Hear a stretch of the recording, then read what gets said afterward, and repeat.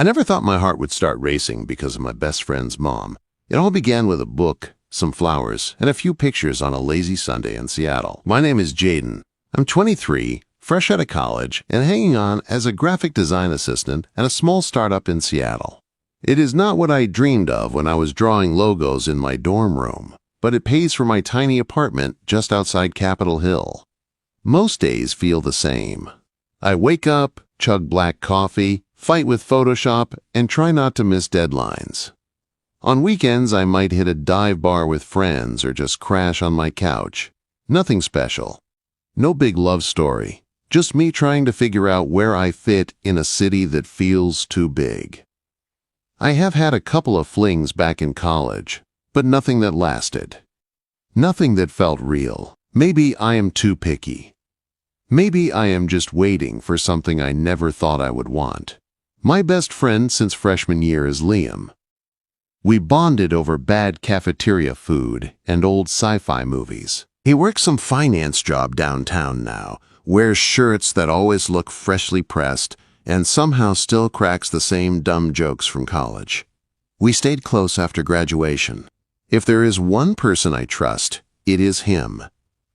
His mom, Danielle, has always been part of the picture, like quiet background music. She is 42, a high school art teacher. She is always put together, but never loud about it. I met her the first week Liam invited me over during freshman year. She asked if I wanted a soda, reminded us not to be too loud, and smiled in that calm way she has. I knew she had been divorced since Liam was in high school, but I never asked about it. She was just Liam's mom.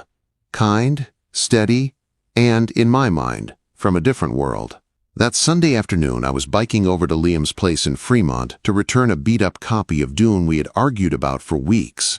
The fall air was crisp, and the sun was trying to push through the clouds like it always does here, but the sky stayed more gray than blue. I leaned my bike against their white fence, the same one I had seen 100 times, the paint chipped in places. Liam's car was not in the driveway, which was weird. I figured I would just leave the book and head out. As I walked up the path, I saw Danielle on the front porch.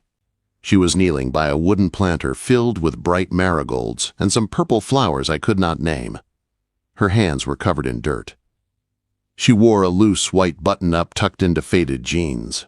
Her caramel brown hair was pulled up in a messy bun, a few strands catching what little sunlight there was. She looked focused, but there was something else in her face too, a hint of tired, maybe lonely. I could not quite place it. I was about to turn back when she glanced up and caught me staring. "Jaden," she called, her voice warm but surprised. "Didn't expect to see you. Liam's out. I think he's at some work thing." "Oh," I said, holding up the book like it was proof I was not some porch stalker. "Just dropping this off. I can come back later." Quote. She stood up, brushing dirt from her hands, and gave me a soft smile. "No, don't go. You got a minute? I could use a favor." I shrugged. "Sure. What's up?"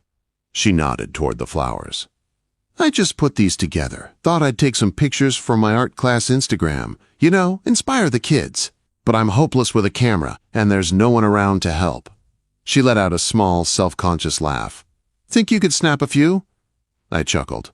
"I'm no pro, Danielle. I just mess with Photoshop at work. But I'll try."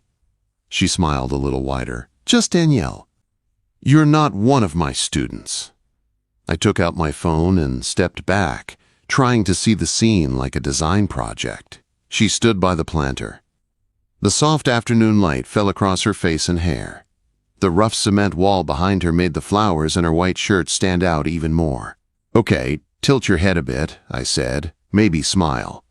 She did, but it didn't look fake. It was gentle, like she was remembering something. Her eyes caught the light. There was a hint of sadness there, but also something warm and open. I snapped a few shots, moving to get different angles. The flowers, the light on her hair, the way her hands rested on the edge of the planter. Dirt on her fingers, but her touch soft and steady. When I handed her the phone, she stepped in closer to see the screen. Her shoulder brushed mine for just a second. My body noticed before my brain did. "Oh my God." She breathed, almost more to herself than to me. "I don't know." like I'm 30 again." She laughed, but there was a small crack in it, like she was surprised by how much it meant to her. "You don't need to be 30 to look good," I blurted out. The words came out faster than I could stop them.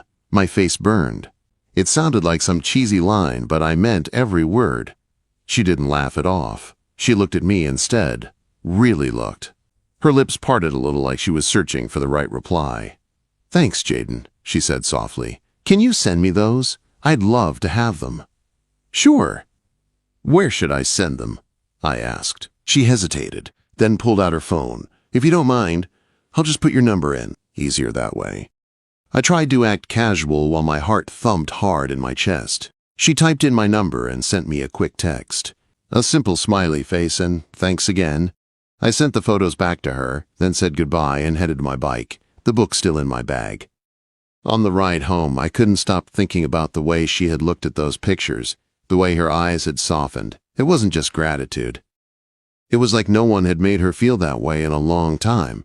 That night, after I got home, I tossed Dune on the coffee table and fell onto my worn-out couch. I opened my phone and looked at the photos again. I noticed little things I had missed before. The way the light traced the curve of her cheek. The way her dirt-stained hands still looked gentle. I told myself I was just proud of the shots. Around 9 p.m., my phone buzzed. I almost dropped it when I saw her name. "Thank you, Jaden. Those photos made this middle-aged lady feel like she can still turn a head or two winking face." I stared at the message. The wink hit harder than it should have. This was the same woman who used to tell us to keep the noise down during video games. I typed, erased, typed again. Everything sounded either too stiff or too flirty. Finally, I sent, "You don't need magic to turn heads, Danielle, just someone who knows how to see you." My stomach flipped as soon as I hit send. Had I crossed a line? A moment later, her reply came, "You're sweet. Good night, Jaden."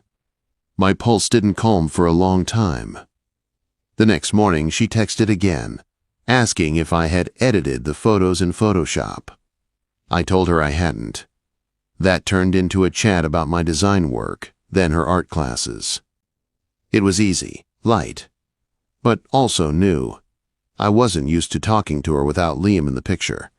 3 days later, another text popped up. "Feel like grabbing a coffee?"